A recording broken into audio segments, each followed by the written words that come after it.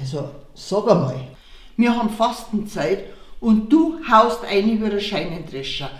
Schau mal, Wurst, Käse, Brezen, Semi, ein Bier.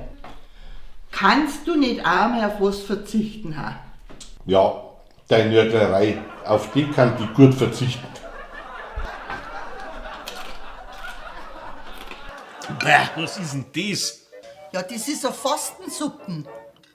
Du willst sagen, fast eine Suppen. Hast du da das Suppenfleisch noch einmal durchgezogen, oder was? Was heißt da Fleisch? Das ist ein richtiger Gemüsesud, der reinigt von innen. Ja, das halte ich aber für ein Gerücht. Wieso? Ja, so wie man nach dem Gemüsesuppenzeug halber stinkt, ist das innen drin niemals sauber. Also, geh du voll Teufel, du! Weiß was.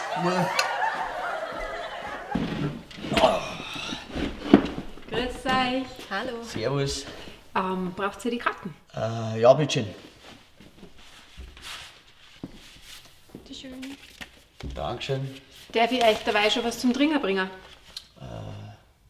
Ja. Du? Ja, eine Johannisbeerschorle bitte.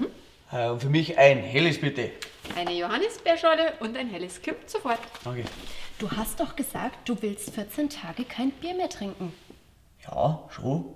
Aber ich habe nicht gesagt, was für 14 Tage.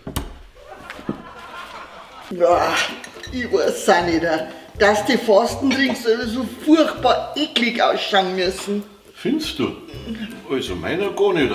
Im Gegenteil, ich finde sogar, dass der ausgesprochen geschmackig ausschaut. Ja, was ist denn das? Mein Fastentrink. Ein Bier? Fastenbier. Das haben die Mönche doch extra erfunden. Kennst du das nicht?